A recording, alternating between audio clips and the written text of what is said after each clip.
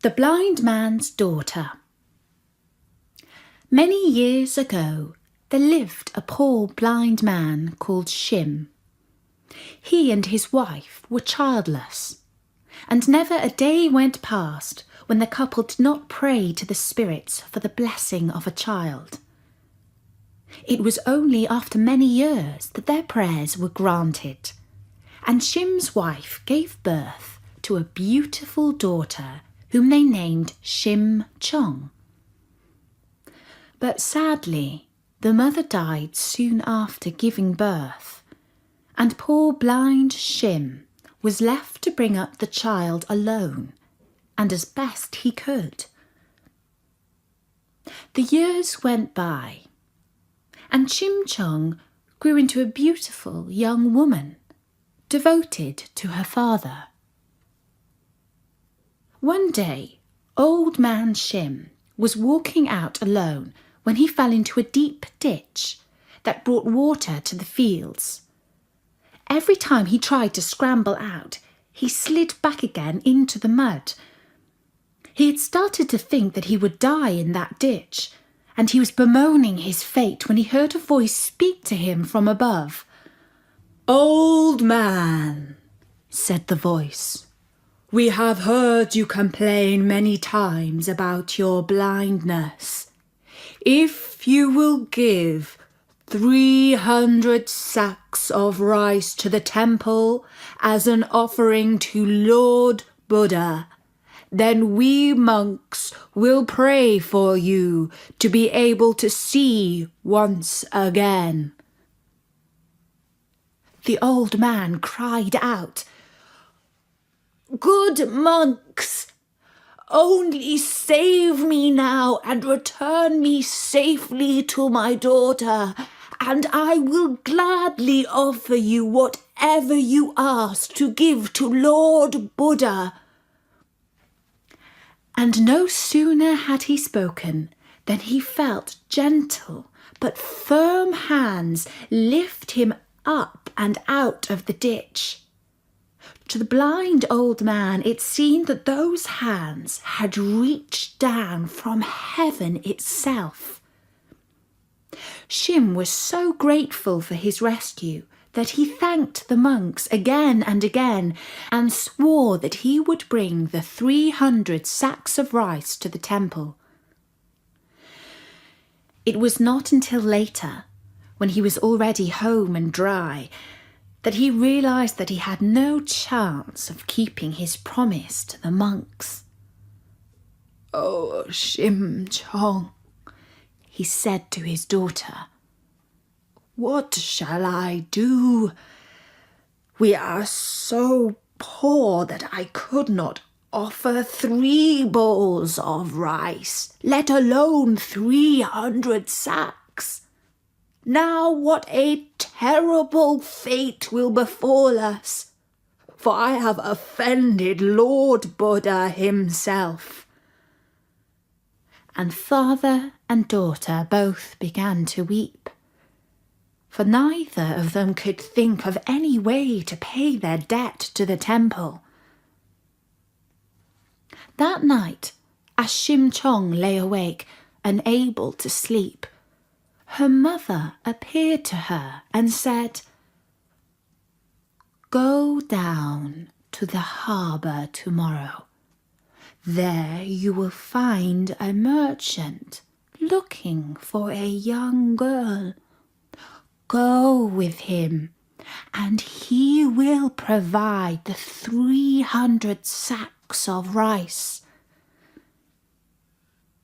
And it so happened that the Dragon King of the East Sea was angry with a rich merchant, and he had sent storms to sink the merchant's ships on the way to China.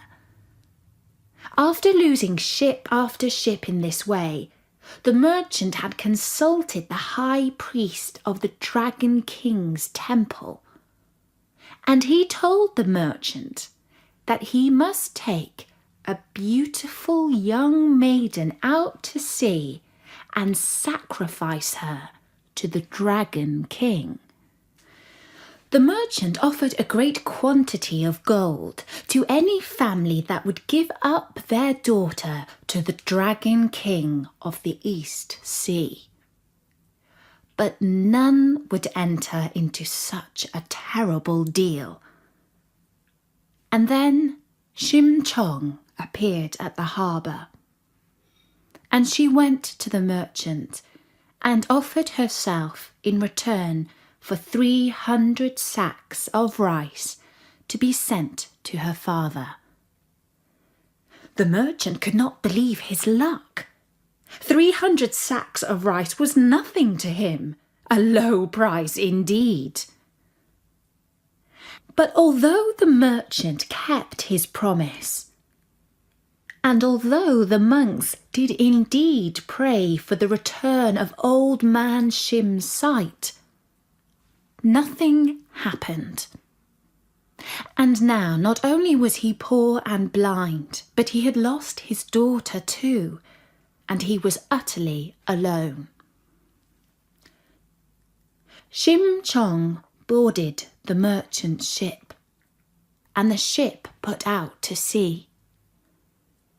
At first the waters were calm, and then the Dragon King began to thrash his tail, and the waves started to toss the ship to and fro.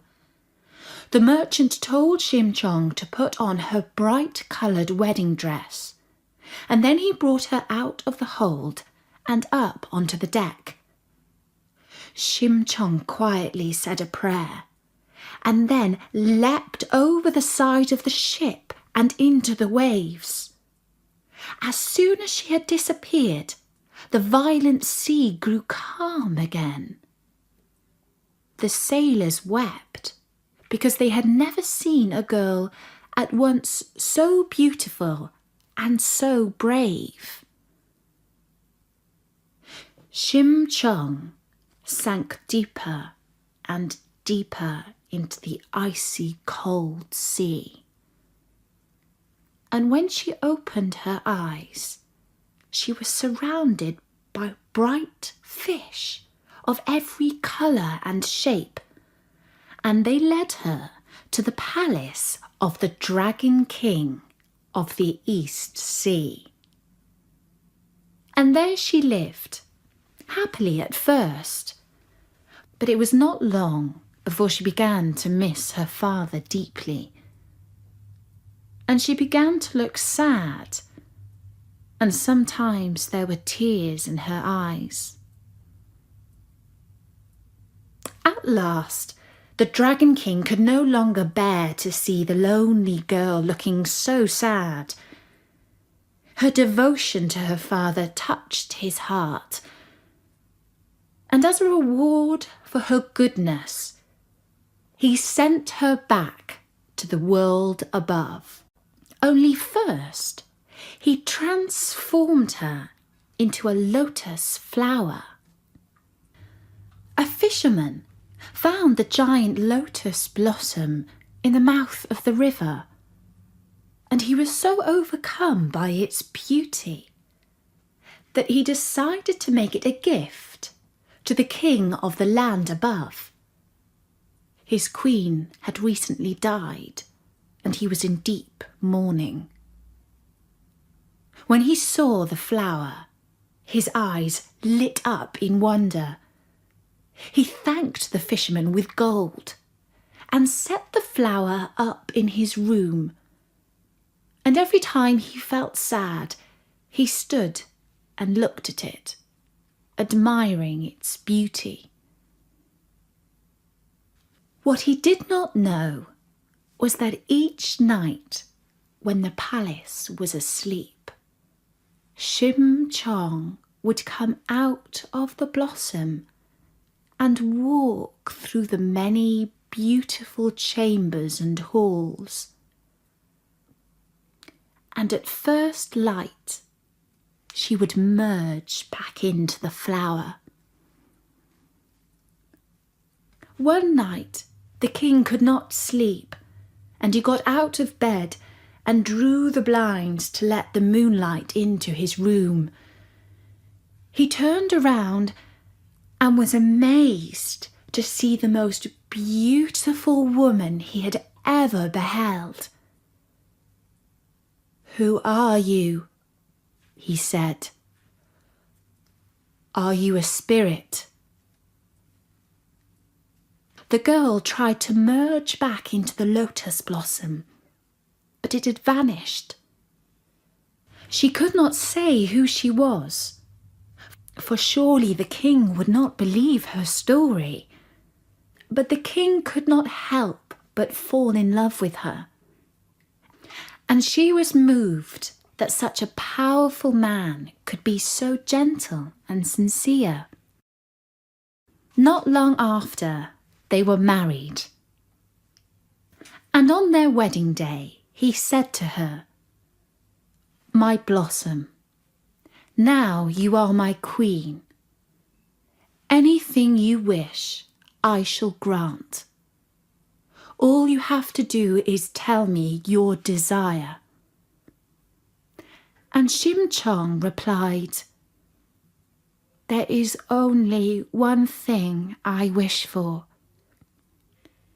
Let there be a great banquet to celebrate our marriage, and may all the blind men of the kingdom be invited to dine with us." His bride's wish was strange and unexpected, but the king gladly granted it, and they held a banquet. And blind beggar men came from all four corners of the land to feast at the table of the king. And the new queen watched from behind the silk curtains, hoping to catch sight of her father. But though hundreds and hundreds of blind men came into the banqueting hall, not one was her father. And the queen had given up all hope of seeing him. "He must have died of grief when I went away," she thought sadly to herself. But one of the king's kindest and most faithful stewards called out, "Do not close the doors, for there is one more beggar for the banquet." And an old man entered the hall. Leaning on one shoulder of the steward, his clothes were ragged, and he was covered with dust from the journey, and he was so weak he could hardly walk. Shim Chong came out from behind the curtain and held his hand. "Father," she said, "it is I." And when the old man heard that familiar and much loved voice of his daughter, he opened his eyes. And that was the story of the blind man's daughter.